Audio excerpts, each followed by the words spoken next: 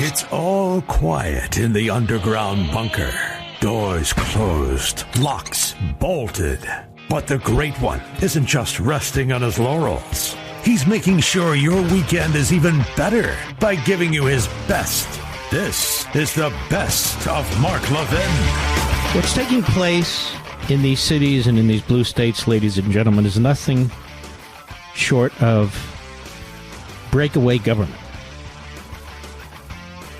Whether it's L.A., whether it's Portland, whether it's Chicago, whether it's Seattle, other big cities, breakaway government. What I mean by that is you have effectively these enclaves of Democrat Party control, mayors and city council,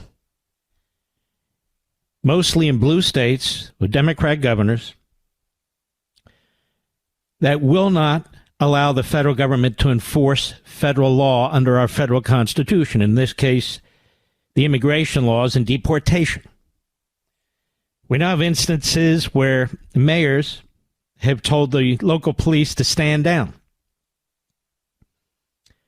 We have now instances, as we saw last night and before, federal law enforcement, ICE, and others under attack, physically under attack, by waves of riotous, violent Democrats. Effectively, I call this the private Democrat Party militia, where they want mostly illegal aliens, actually, but citizens too, to rise up, to take on ICE, federal law enforcement, to prevent the president from enforcing federal immigration law that was passed over many decades, in which he has the constitutional right and obligation to execute federal law. We see this with Newsom in California. We see it with Pritzker in Illinois. We see it in Oregon and Portland, and we've seen it elsewhere. Now, the president does have the ultimate authority under the Insurrection Act. The Insurrection Act of 1807/1808. It's a federal law that authorized the president to deploy the military and federalize National Guard troops within the United States to suppress civil unrest, insurrection, and rebellion. That's correct. It's under Title 10 of the U.S. Code. You can check it out yourself. It's an exception, a significant exception, to Posse Comitatus Act of 1878, that typically prevents federal military forces from acting as domestic law enforcement. Now, the act permits the president to deploy troops domestically under three main conditions. When a state requests it, so that's not happening here. When federal law enforcement is impractical due to unlawful actions against U.S. authority, that's the key right there. Or when domestic violence or conspiracies prevent inhabitants from exercising their constitutional rights. So it's under the second condition. Under the second condition. Now, this act has been triggered more than you might know. It was passed in 1807, and it was triggered in 1808 by Thomas Jefferson on violations of the Embargo Act around Lake Champlain. It was triggered in February 10, 1831 by Andrew Jackson. A rebellion suppressed, a slave rebellion suppressed. January 28, 1834, riot over labor disputes in Maryland. Again, Jackson called out the military. It was triggered by Abraham Lincoln, April 15, 1861, the secession of southern states, the American Civil War. He triggered the Insurrection Act. October 17, 1871, Ulysses S. Grant used the Insurrection Act to put down white supremacists and insurgency by former Confederates. He used it on May 22nd, 1873, to put down violence in Louisiana after a contested election. Grant used it on December 21, 1874, again to put down white supremacists in Vicksburg, Mississippi. Grant used it. You can see how horrendous the post-Civil War period was.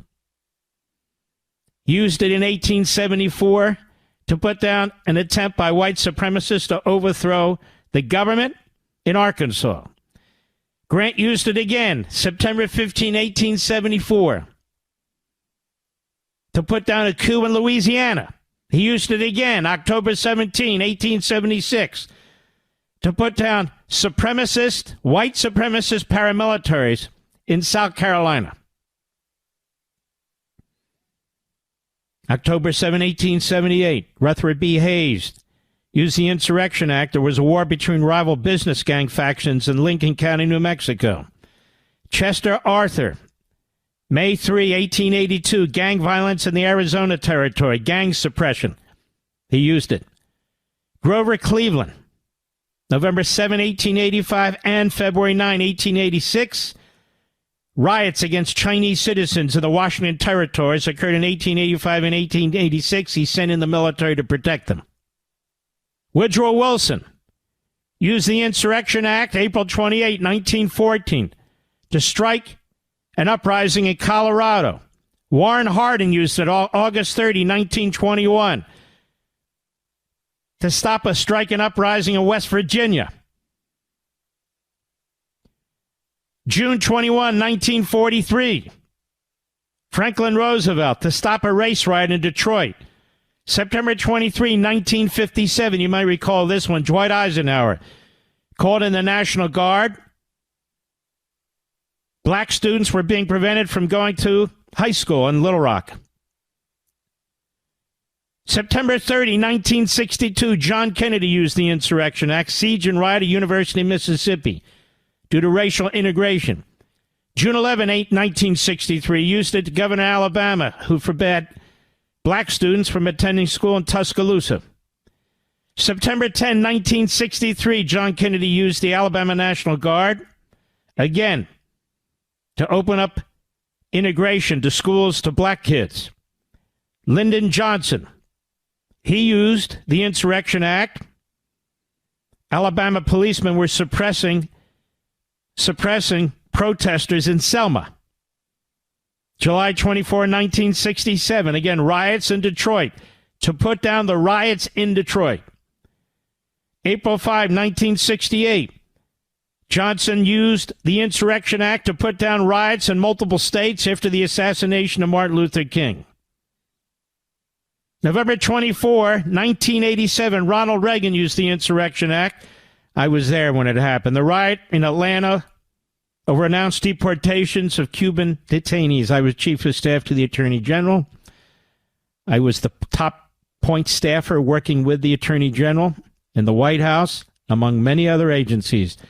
It was a vicious, brutal, violent, bloody riot. And we called out the Marines, actually. September 20, 1989, and May 1, 1992. George H.W. Bush, in the first instance, looting in the United States Virgin Islands after Hurricane Hugo, he sent in the military. And the second time, the riots in Los Angeles after the acquittal of policemen regarding Rodney King. He used it for riot suppression. So it is not unusual to use the Insurrection Act, the United States military, it could be the Marines or any part of the military, to put down organized violence in defiance of federal law and public safety. Now we have governors, like we had governors in the segregationist South, like we had elements in the Confederate South, among others. The Democrat Party going back to its roots, sanctuary cities, sanctuary states, nullification of federal immigration law, obstructing the deportation of illegal aliens, including vicious criminals. I've been talking about this for month after month after month on Fox, on The Blaze, on radio, posting it on social media, and I want to thank people who have finally figured it out and now are writing columns regurgitating on what I said. They should. Of course, without attribution, I get it. I get it. Everybody wants to be smarter. It's not the way to roll, but that's the problem. That's the times we live in today. So right now, Portland, Oregon, and Chicago, Illinois are breakaway cities. under the tutelage of breakaway Democrat governors. There's rioting by illegal aliens and their supporters in these cities. There's Antifa in Portland, which is a violent, law-breaking organization that has attacked that city for half a decade and longer. In Chicago, you have a mayor who is a Marxist, who hates law enforcement, and crime is through the roof. You have a governor who wants to be president, a billionaire who thinks the way you become president is to stop the enforcement of federal law. We have a supremacy clause under our Constitution that does not allow these breakaway cities and states. Sanctuary cities and states are trying to nullify federal immigration laws. I've said again and again. It's now violent. The governors and these mayors are essentially using illegal aliens and their supporters, Antifa and other domestic terrorist type organizations, to fight federal law enforcement, to usurp the federal Constitution. We haven't seen it this bad since the lead up to the Civil War. Now they're electing Marxists, Islamists, who hate our country, who hate it, who hate our founding, who hate the West. All Democrats. Oh, no, they're democratic socialists. They find support and power in the Democrat Party. And the Democrat Party operatives, the language they use, they call it the whistleblowing. They're encouraging violence. Despite the fact that Donald Trump was almost assassinated twice, despite the fact that Charlie Kirk was murdered, he was assassinated. Despite the fact that Steve Scalise was critically wounded and almost died a decade or so ago by a Bernie Sanders supporter. Oh, yes. Oh, yes. This definitely has the stench of the Civil War. We're not there yet, but it has the stench. And that's exactly what's taking place. These are not neo-Confederates. They are effectively Confederates for what that word means. They are breakaways. And they're trying to ensure the power of the Democrat Party, the power of their ideology, by maintaining in this country people who are not supposed to be here, by using their power, their local law enforcement, or the lack of use of local law enforcement to help federal law enforcement to ensure that these people stay.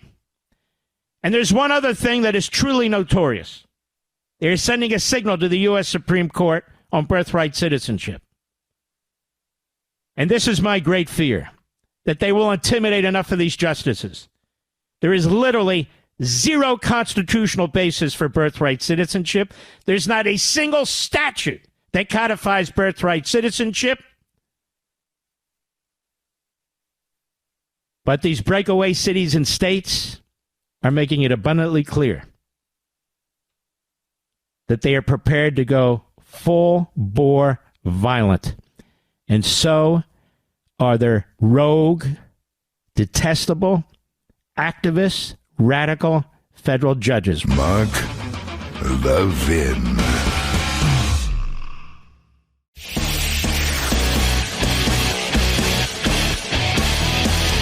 Making your weekend even better. This is the best of Mark Levin. I want to thank you folks all across the country. Our numbers are very strong in our radio ratings. They're the strongest where they run us live, of course. But we're up against, Major League Baseball in the playoffs. We're up against all kinds of sporting activities and so forth and so on. And we're right in the teeth of it. And we are duking it out. And that's thanks to you. Our podcast numbers are very, very strong. Our online numbers, live streaming numbers are very, very strong. We're looking at the YouTube numbers are very, very strong. So I want to thank you all yet again for all these platforms that we're on, and it's really a tremendous honor. I was asked by Fox and Friends to come on the program to talk about October 7th. And it's a fantastic program with fantastic hosts. They have great chemistry. Ainsley and Brian and Lawrence, they're just great people. And they let me speak. And it went on for about 15 minutes. And I want to give you a feel for this. There were protests all around the world, in the West, Western capitals, in our country, in favor of Hamas. And I was asked about it. Cut one, go. Mark, thank you for being with us. I know it's a tough day for everyone around the world, or should be at least, but especially for you, because Israel holds a special place in your heart. I'm so sorry for what went on, and for all of our Jewish friends. But now we're finding out within our lifetime, and National Students for Justice in Palestine, these two groups are organizing rallies, Mark. Here in New York City, there's going to be one in Sydney at the Opera House. What's your reaction? Anti-Israel protests. My reaction is this. In 1964, a great thinker wrote a book called The Suicide of the West. You're watching the suicide of the West. That was James Burnham. World War II, we fought the fascists, Hitler, Tojo, Mussolini. The Cold War, we've been fighting the communists, and now there's a fusion of the communist Marxists and the Islamists. And the West is not capable of dealing with it internally. The president talks about the enemy within. He's ridiculed, and he's correct. Europe is all but gone. I don't know that Britain could come back. I don't know that France could come back. They have these left-wing governments that appease, that are weak. They continue to have their borders open. If you listen to what these people are saying, the radical Islamists, they want to destroy the West. If you listen to their scholars and read their scholars as I have, this is revolution by immigration. They see the West as weak. They see these parliamentary systems. They see our Republican system as poised for defeat, and they have no belief in democracy or republicanism. That's why Israel is the only democracy in the entire Middle East. Hundreds of millions of Arabs and Muslims, and there's one democracy, and it's called Israel. And all of the attacks are on Israel, all the propaganda is against Israel, all the Western media is against Israel, most of the Western politicians are against Israel, and we're told that Israel has a PR problem because it's Netanyahu. Israel doesn't have a PR problem. Netanyahu's the Churchill who's standing up to this. The West is weak. Our media are weak. Our politicians are weak. Some of them have been bought off. Some of them have just appeased. Some of them see votes in what is this new influx of immigrants and so forth. This is what you see. You would not have seen this 10 years ago, 20 years ago in the United States of America.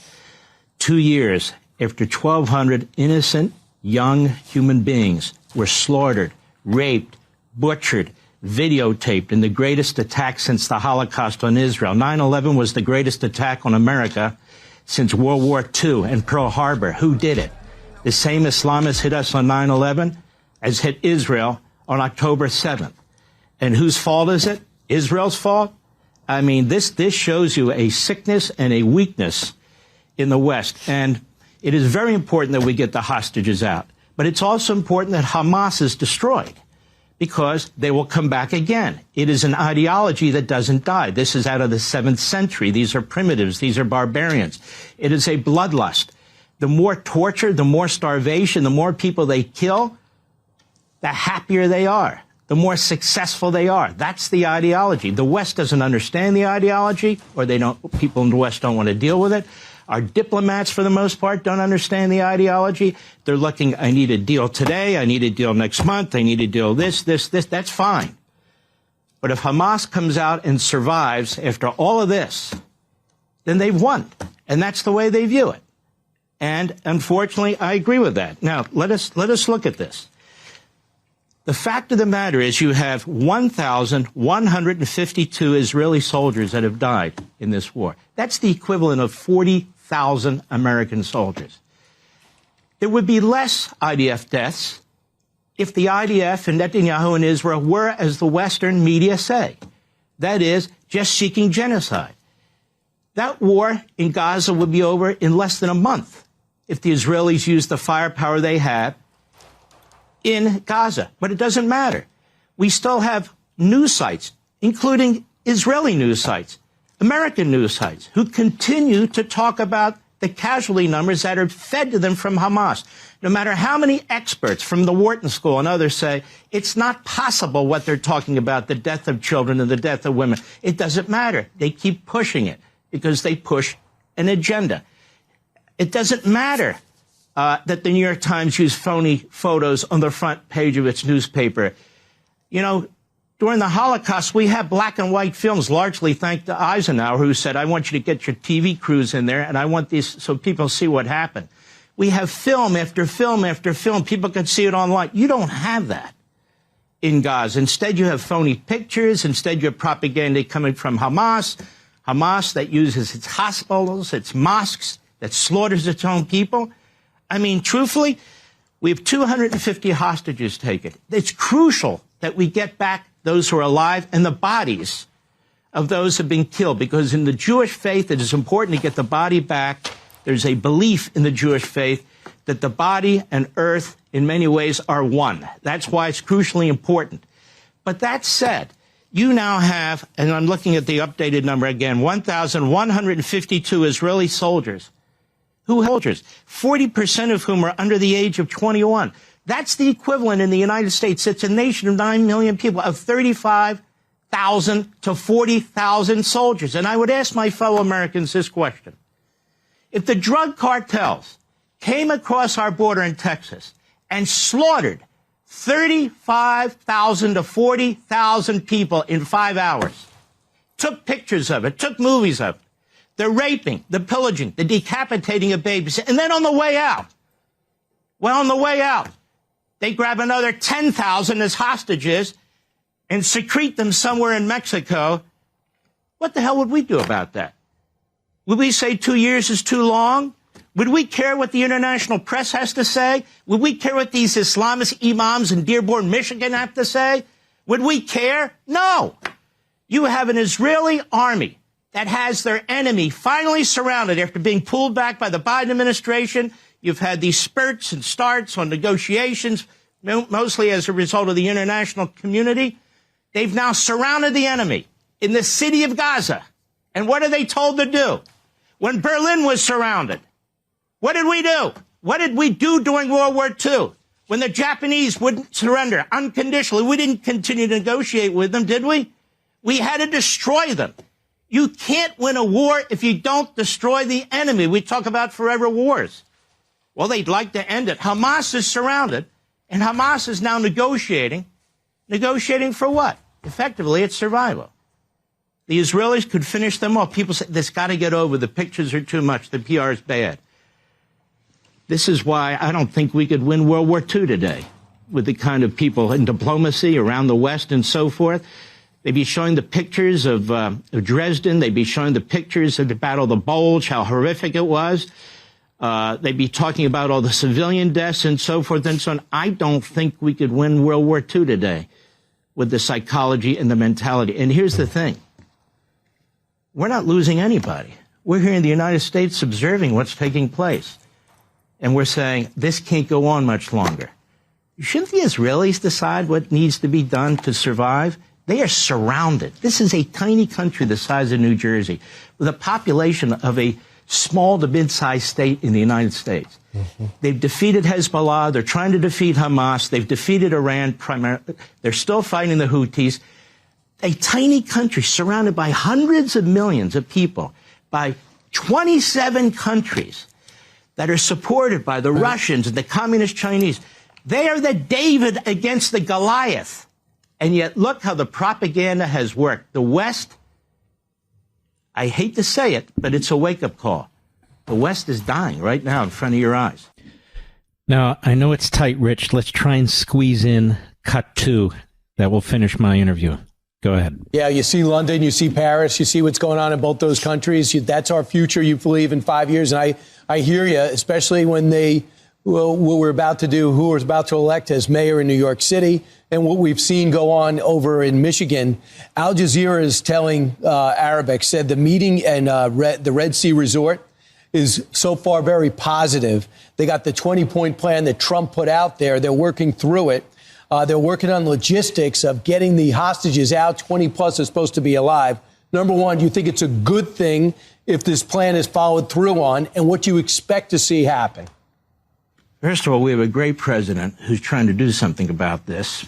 Unlike Biden, who is undermining Israel and basically giving aid and comfort to Iran and funding Iran, we have a president who's trying to bring this to resolution. There will not be an eternal peace. The Bible talks about the battle of good and evil. It is a forever battle, and it will be a forever battle. But that said, if the president can pull this off, it'll be absolutely remarkable and absolutely wonderful, assuming that the Israelis aren't giving too much. I mean, the fact of the matter is, if Hamas survives, that's giving an awful lot. But it's up to the Israelis. And if the Israelis agree to this plan, and they do, who am I to say it's not good for their government? That's their elected government and so forth. All I'm doing is trying to warn our audience and the people. The dark clouds, they're there. They're getting darker and darker. You asked me, Brian, how could it be on this day that people are literally protesting on behalf of the terrorists and against a small democracy and the Jews? And it's in every capital in the West. It's in our own country in New York, and it is a poison. It is a gut cancer, and it is spreading. The only one who's fighting this in the West is Donald Trump. He's trying to fight the anti-Semitism. He's trying to deal with these colleges and universities. He's trying to look at the funding sources. He's trying to do these things to try and prevent the United States from becoming Britain and France and these other what are becoming failed countries. No country survives in perpetuity. Where's Athens? Where's Rome? In fact, ironically, the only people who have survived so far are the Jews. They defeated the Persians, the Babylonians, the Persians. They out-survived them, I should say. They out-survived the Romans. They out-survived the Third Reich. They will survive this too. But this is why these are warrior people. They come out of the cafes. They come out of the law offices. They come out of their taxis because they know this isn't a battle. This is survival. And that's what it is. So I personally want to thank President Trump, who understands all this, who keeps reminding people, remember October 7th, even against some of his advisors and some of the diplomats and these Western leaders who talk about a two-state solution. They're destroying their own countries, and yet they're telling Israel what Israel needs to do. Israel's best policy is to ignore them, and that's what it's trying to do. All right, we have about a minute left, but it's okay. You get the gist of it. Folks, I have a question for you. Do you believe America's best days are still ahead? With the 250th anniversary of the signing of the Declaration of Independence coming up in less than a year, my friends at the Heritage Foundation are taking stock of the current situation, and they need your input. They've launched a survey on America's future to gauge how Americans feel right now about where we are as a nation and where we're headed in the next 250 years. You know, for decades, your American values have been under attack, but now, with President Trump's administration in office, we have an opportunity to turn the tide and usher in a new golden age for America. But the Heritage Foundation needs to hear from you. What policies do patriots like you most care about? What do you believe are the defining principles of America? What legacy do you believe we should pass on to the next generation? Please visit heritage.org/Levin today and share your feedback and help shape the future of America. That's heritage.org/LEVIN. Paid for by the Heritage Foundation. Mark Levin.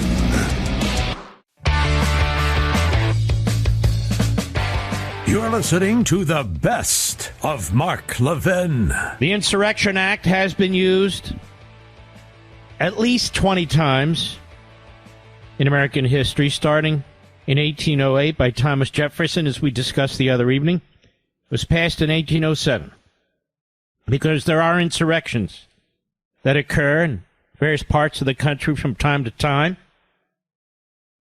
Jefferson used it. Lincoln used it. Ulysses S. Grant used it. More modern times, Eisenhower used it. John Kennedy used it. Lyndon Johnson used it. George H.W. Bush used it. Reagan used it. And Donald Trump's going to have to use it too. Donald Trump's going to have to use it for a very simple reason. You have Democrats, as in other times during our history, who refuse to follow the law. Whether it's a Supreme Court decision, Brown versus Board of Education, whether it's post-Civil War and the Klan, that's right. Whether it's segregation, right now we have a Democrat Party that is usurping the Constitution, the authority of the presidency. You have a Democrat Party that refuses to comply with our federal immigration laws and did, in fact, open our borders unconstitutionally and illegally, and refuses now to support the deportation of the people they let in, starting with the criminals. Governors are not in charge of immigration. Cities are not in charge of immigration. And they certainly don't have the power to prevent ICE, Immigration and Customs Enforcement, to do their job. This is a cancer that, if it's allowed to spread, will destroy our constitutional construct. If a governor decided today that they were not going to adhere to our civil rights laws, if a governor decided today, presumably another Democrat, that black people couldn't vote,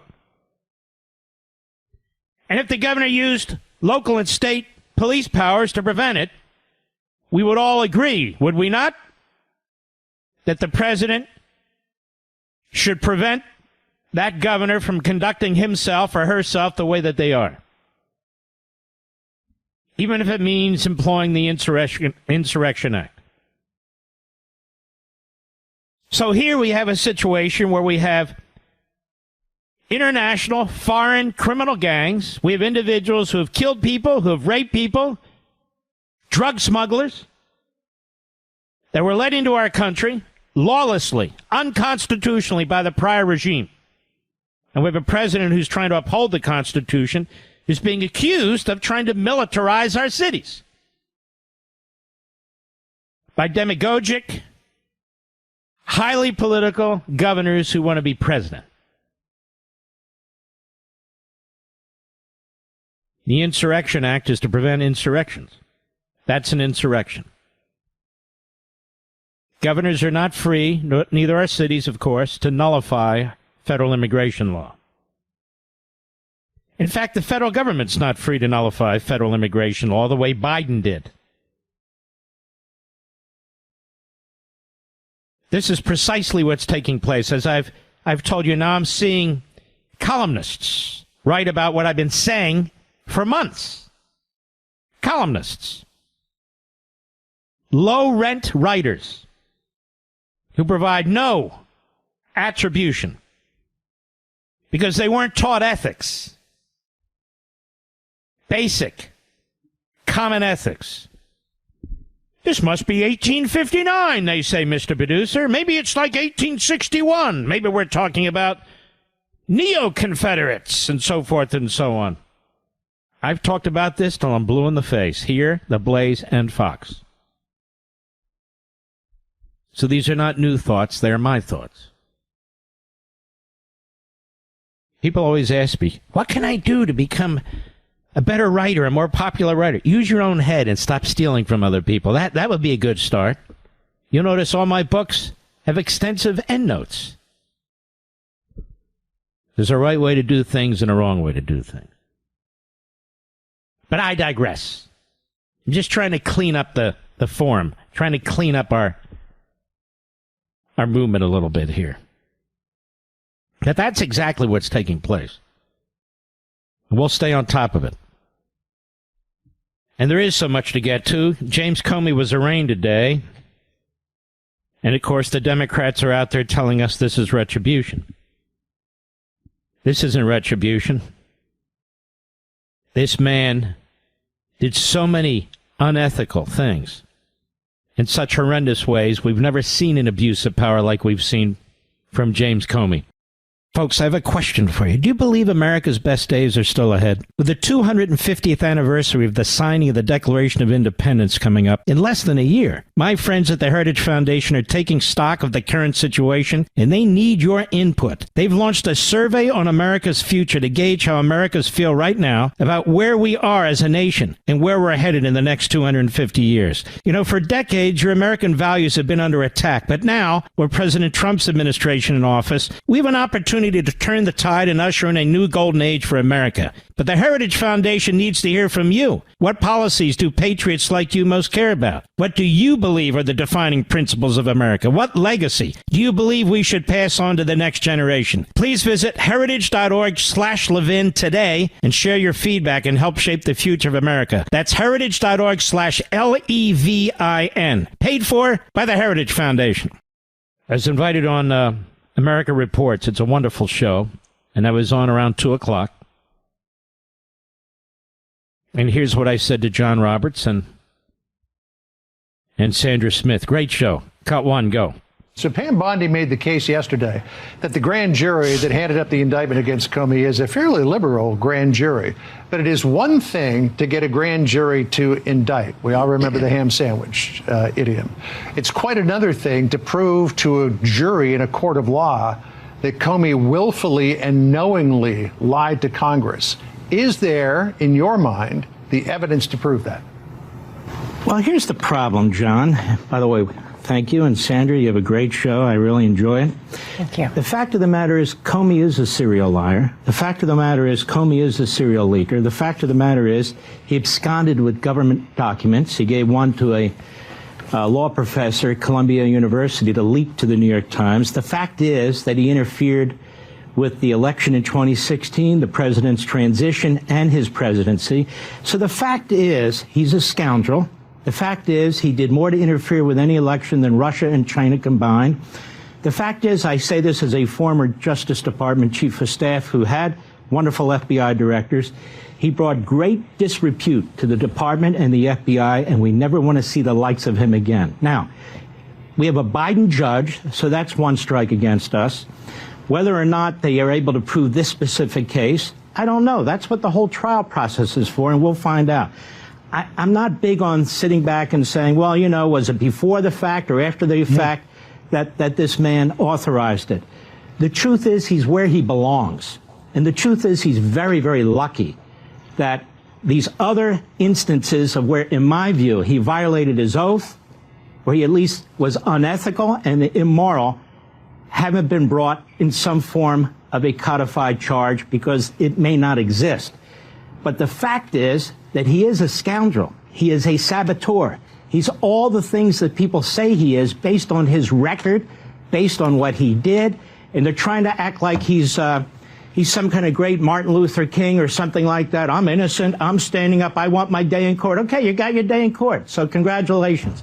I'm quite familiar with his defense lawyer, Fitzpatrick, who was the U.S. attorney in Chicago when he was the U.S. attorney in New York. They're both of a similar stripe in a similar way. They're very, very aggressive prosecutors.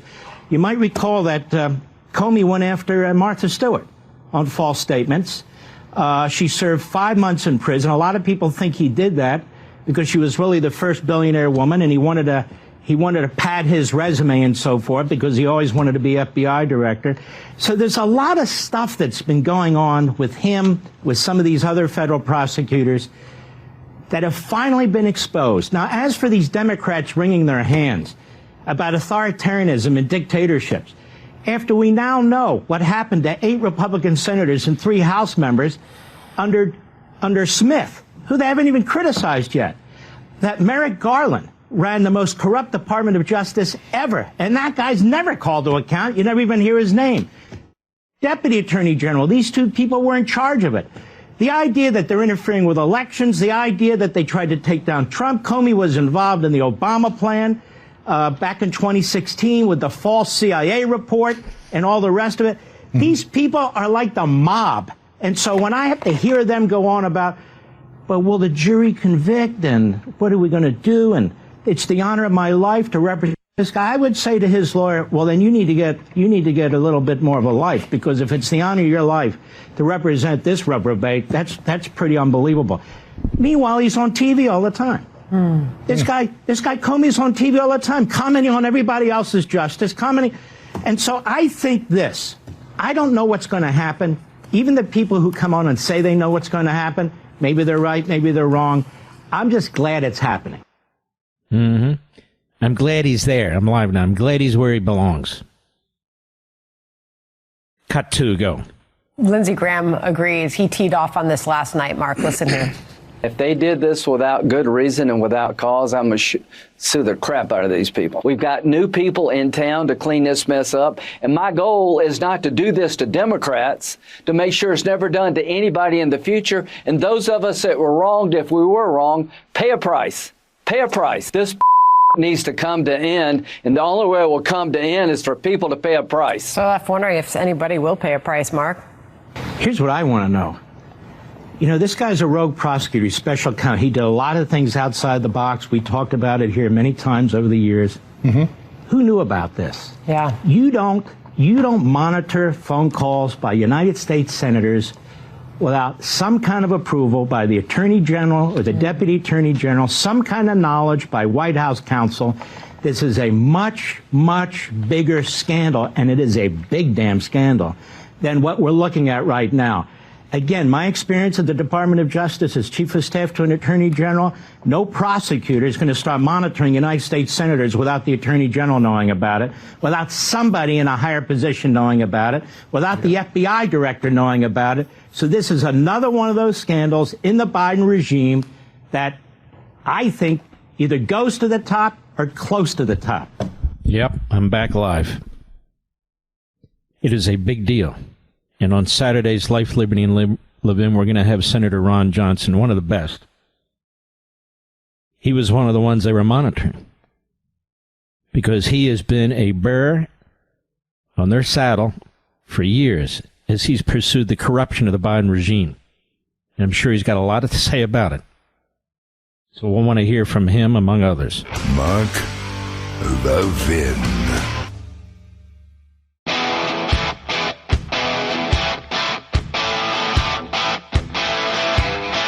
The Great One makes your weekend even better. This is the best of Mark Levin. Well, I can't get enough of this clip where Congressman Mike Lawler is really laying into Hakeem Jeffries. And Mike Lawler is in a very tough race, in a very difficult district. I draw your attention to that. Let's take a listen. This is today. Go. Because you're so afraid of Zohran Mandami. By the way, when are you endorsing him? By the way, do you endorse him for mayor? First of all, are you going to endorse him for mayor? Listen, you're a complete and total embarrassment right now. Why is that? Because you don't want to answer the question? Is this supposed to be a video for your failed re-election? You don't want to answer the question? Do you support Zohran? By the way, did you see his statement yesterday? Listen. An embarrassment on October 7th blaming the Jews? You support that? Should he be the Democratic nominee for mayor? First of all, I don't answer to you. Should he be the Democratic mayor? Should he be the Democratic nominee for mayor? I'll answer whatever questions I need to answer about the mayor's race. So you think his statement yesterday was okay? First of all, that's sad. Wow. Perfect. Notice no violence, no cussing, no cursing. Yep. Michael Goodwin's a great columnist over there at the New York Post. He says the New York Times should be ashamed of covering up Biden-appointed Jack Smith spying on Republican senators. And I thought, as somebody that, they take a peek at the New York Times from time to time. What is he talking about? That's pretty crazy. Leftist media outlets, he writes, never tire of preaching that the great lesson of Watergate is that the cover-up is worse than the crime. Fair enough. But the lesson would be more credible if those same outlets followed their own advice. The leader of the leftist pack, the New York Slimes, my word, proved again on Tuesday it's engaged in a massive cover-up of its own. Well, it's got a whole history of this, the Holocaust and so forth. The evidence is that the paper failed to report what was arguably the biggest news Monday out of Washington, that Jack Smith, the headhunting special counsel appointed by Joe Biden's administration to prosecute Donald Trump, also teamed up with the FBI to spy on nearly a dozen Republican senators. The New York Times didn't even report it. Thankfully, under new management, the FBI blew the whistle on itself, with Director Kash Patel and Deputy Director Dan Bongino revealing that Smith and a team of agents investigating the Capitol riot of January 6, 2021, were tracking the communications and phone calls of Senators Lindsey Graham, Marsha Blackburn, Ron Johnson, who will be on my Life, Liberty, and Levin Saturday. You're not going to want to miss that. Josh Hawley, Cynthia Loomis, and Tommy Tuberville. Patel and Bongino said some of the agents involved in the improper snooping have been fired, and the two are continuing to probe the affair. The misdeeds involve subpoenas to phone companies, with only senators from the opposing party targeted. At least part of the effort overlapped with Nancy Pelosi's House partisan so-called select committee investigating the events of January 6th. Regardless, the fact that the FBI was targeting elected Republican leaders is a bombshell story by any standard. And I just want to add, the second bombshell, which needs to be investigated, is who knew about it at the higher levels. I can tell you, as somebody that worked at the Justice Department at the highest levels, that a special counsel or a prosecutor of any kind would not be seeking subpoenas and getting subpoenas of senators' phone records without the higher-ups approving it. There's just no way. Especially in the light of the decades-long history of the FBI's habit of spying on domestic political dissidents, he writes, going back to the early days of the Cold War and lasting through the Civil Rights Movement. The low point came under J. Edgar Hoover, who hated Martin Luther King Jr., aimed to destroy him by linking him to the Communist Party. Of course, he had help with that by the Kennedys. So far, the current controversy is hardly the equal of that sort of affair, but it's a very big deal anytime the FBI surveils elected officials and private citizens for political reasons. I'm not sure I agree with that. I mean, we're not even talking about one senator here. We're talking about several senators. Yet there wasn't a single word of this huge news in the Slimes. The facts are inconvenient for the paper's narrative, which is Trump is in a class by himself when it comes to weaponizing the Department of Justice for political purposes. Moreover, to report the facts about Smith would require the Times to admit its role in protecting the Biden regime during Smith's tenure. Yes, that's right. So it continued to follow its playbook, Biden good, Trump bad, with its turnkey of a distracting headline. Quote, as Trump's Justice Department pursues its enemies, an ally goes on trial. Huh? The story was about a small-time donor to Trump's 2020 campaign charged with gathering illegal donations from Chinese citizens, highlighting this inconsequential case that gave the great lady a chance to jump on its hobby horse that Trump, unlike all his predecessors, routinely uses the Justice Department to go after his enemies. Except that's exactly what Biden did and Obama did. In fact, they used the CIA, too, and the other intelligence services. That's where the Times' own cover-up comes into play, right? When you've been riding shotgun for the corrupt deep state for a decade, as the paper has, the last thing you want to report is that your sources are guilty of the very things you accuse Trump of doing. The FBI, then under James Comey, relentlessly leaked to the Times, especially in the Russia hoax.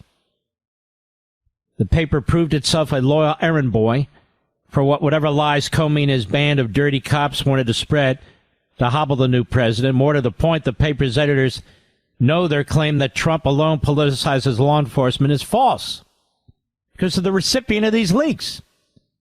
They know that because they knew Biden did it first. They reported it, albeit in a very roundabout way. The Times disclosed Biden took office wanting his Justice Department to prosecute Trump. Its reporters had the goods, but trying to avoid making a Democrat it endorsed look bad, they backed into the story. In an article on April 2, 2022, that focused on Merrick Garland. Why isn't Merrick Garland being forced to testify or being questioned? What happened to him? Is he another one that's not mentally fit? I'm curious. I'm not mocking. I don't know. And he goes on to recount what was done to Trump by the New York Times. But it is interesting, isn't it, how the New York Times isn't reporting on it or didn't? I mean, how do you even get away with that? And claim to be a real newspaper, the paper of record. How do you even get away with that?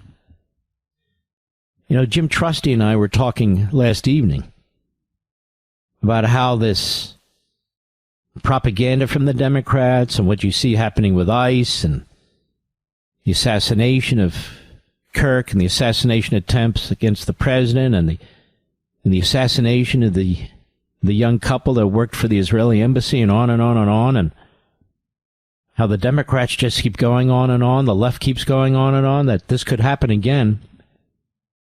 And he said, and I agree, that it will happen again.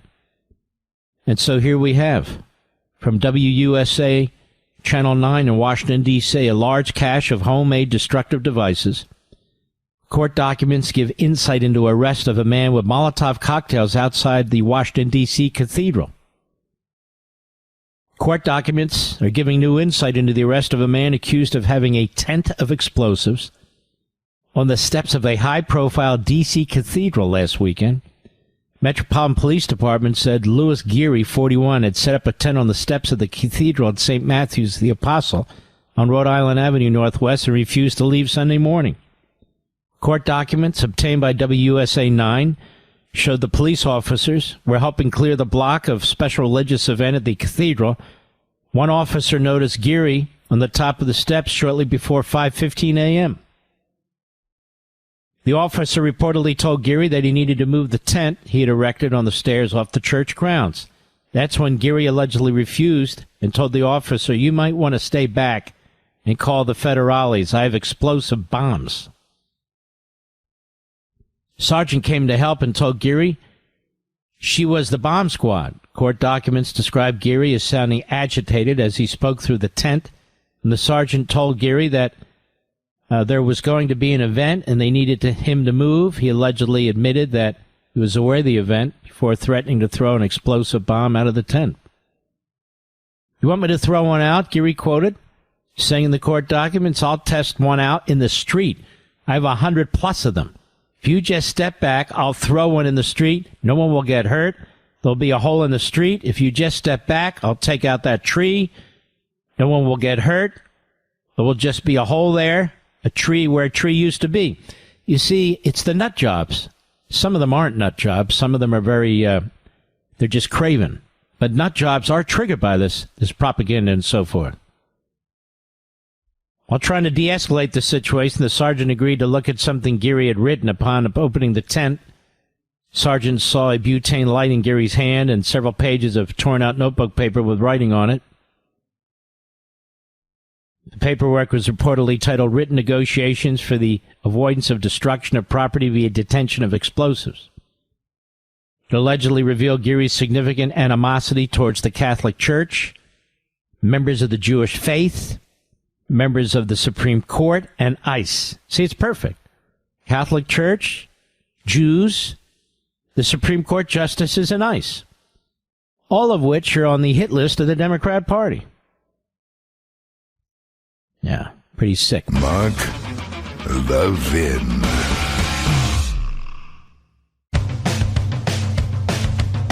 We're giving you nothing but the best of Mark Levin. You know, it's okay to smile today, folks. It really is. It's a good day to smile. The Trump peace plan has two phases. Phase one is supposed to be implemented now and through Monday, Tuesday, in which the Israelis end their siege on the city of Gaza, which they have surrounded and are poised to destroy Hamas once and for all, and move to an intermediary line where they still are in Gaza, covering 52% of the territory, and simultaneously, in exchange for all the hostages. 48 of them. 20 who were supposed to be alive. Now, before I go on, let's stop right there. What kind of subhuman cockroaches take hostages like this, treat them like this, use them as bargaining chips? It's cockroaches who are Islamists, throwbacks to the 7th century, who hold belief systems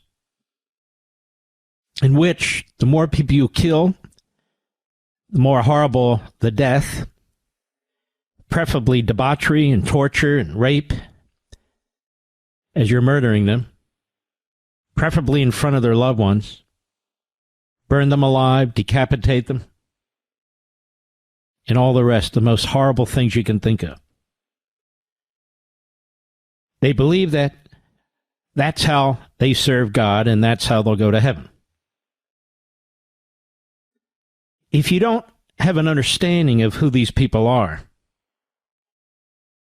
and what drives them, and unfortunately most of the people in the West do not, then you think that, well, what's the big deal? You can make a deal with these people. Doesn't work that way. Nonetheless, on phase 1 in the Trump peace plan, it's the release of the hostages. The Israelis pull back. And there's to be a release of nearly 2,000 terrorists and criminals in Israeli prisons, including 250 of whom are the worst kind of terrorists, and some subset of that who are mass murderers.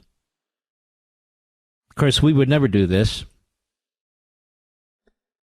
But that's what the Israelis have agreed to do. Phase 2 is very interesting, and I'm very curious to see how this is supposed to work. Phase 2, the question I have is what happens to Hamas? Hamas is supposed to be disarmed, I guess dispersed. Of course, that doesn't prevent them from meeting up later and arming up later, something that I think is being missed, but nonetheless,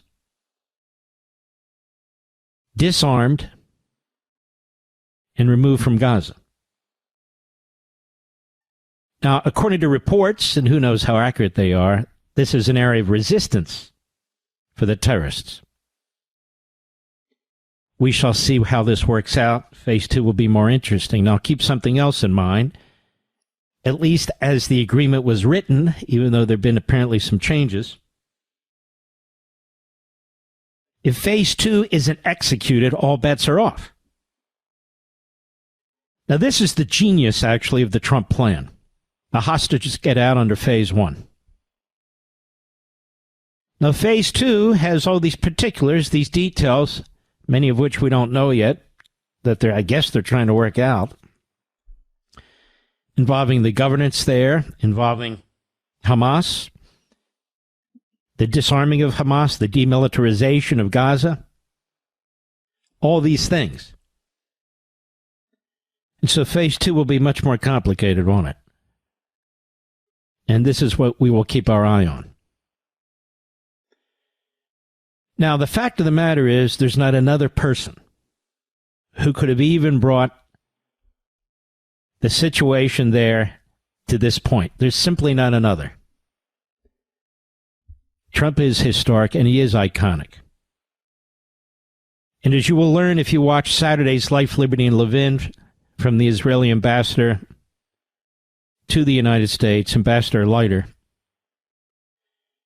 my interview of him is really quite remarkable. We also have Ron Johnson all about these FBI monitoring Republican senators and House members. But you're going to hear the ambassador who was there at the table through it all, and still is, that the pressure was not placed on Israel, despite the reports in Axios by the self-hating Israeli Ravid, and other reports and other equally unreliable media outlets, so-called. The pressure was on Hamas, and he will reveal for the first time, so I'll reveal it to you. That your president, my president, our president, told Qatar, told Turkey, told Egypt, but particularly Qatar and Turkey. You have the Hamas leadership in your countries. Now you either force them, pressure them to accept this agreement, or you remove them. You never heard that before, did you, Mr. President? Excuse me, Mr. Producer? You didn't hear that before. Now that's the Donald Trump we know, man. It really is. Either you tell them to get this done and you force them, or remove them, release them. That was the pressure. That's not what Axios and Ravine reported. That's not what the other outlets reported, and yet that's what happened. Eyewitness account by the ambassador to the United States from Israel. And that's what we would expect from our president, because that's the kind of man he is.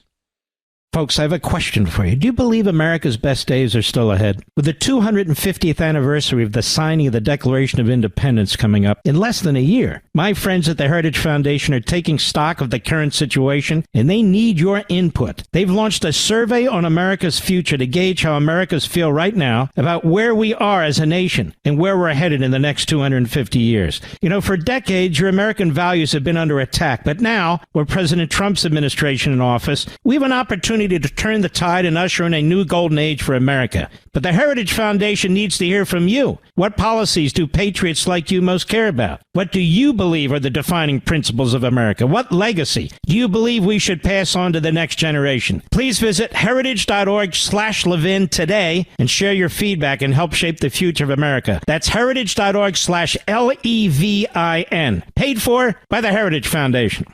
I'm going to spend some time a little bit tonight. We've got a lot to cover. A lot on Saturday night on Life, Liberty, and Levin. Getting into the details. How do we get to this point? And when we mean this point, what do we mean? And just to give it a summary,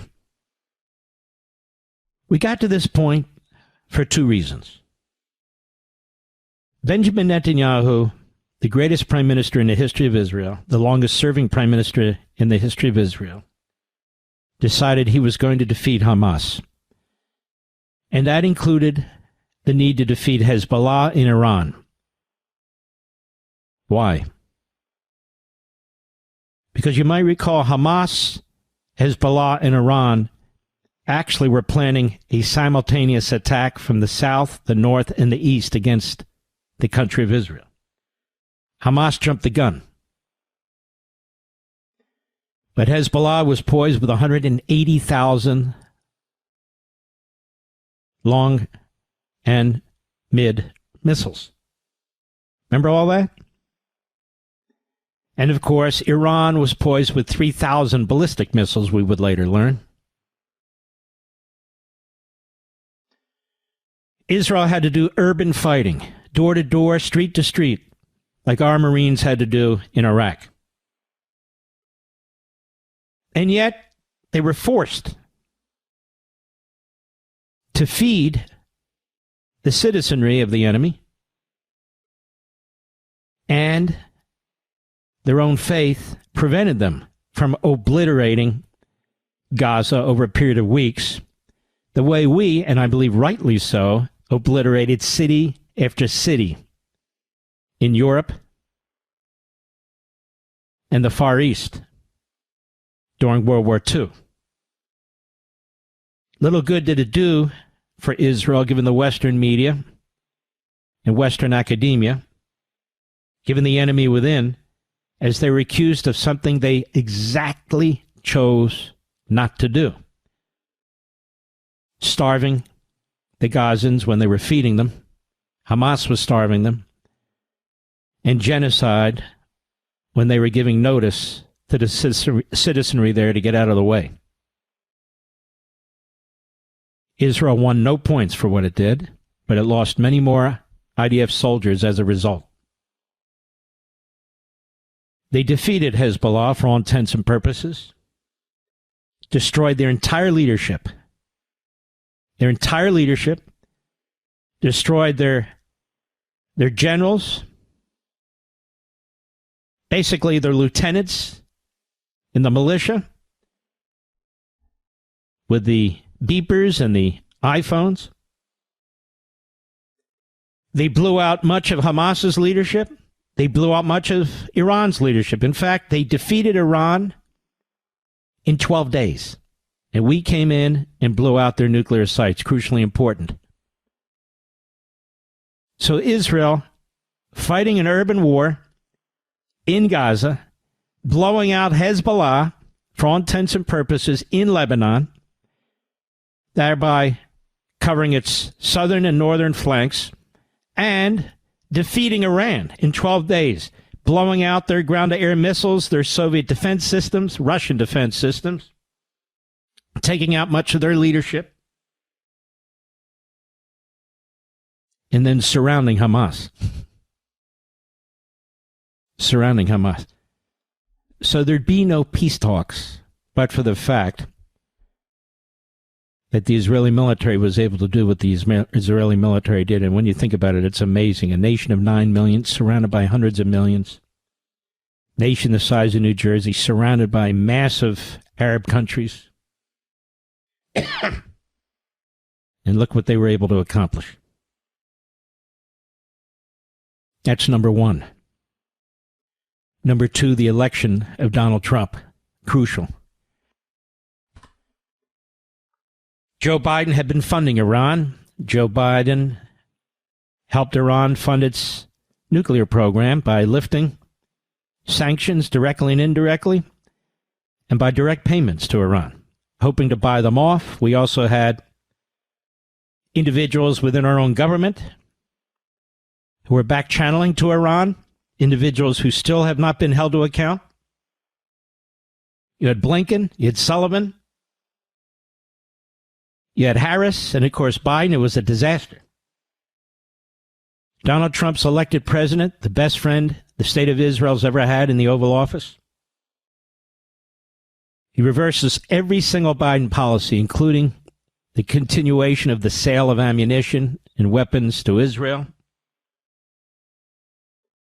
His statements, backed up by muscle, that he wanted those hostages out of there, that Iran was not going to get a nuclear weapon.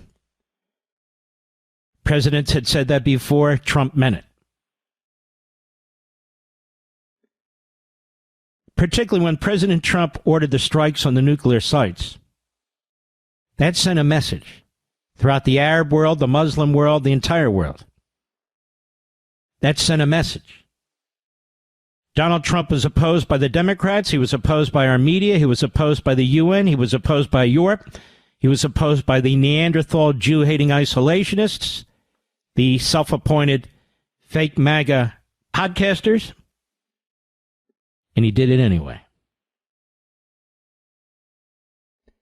And then that speech at the United Nations, where he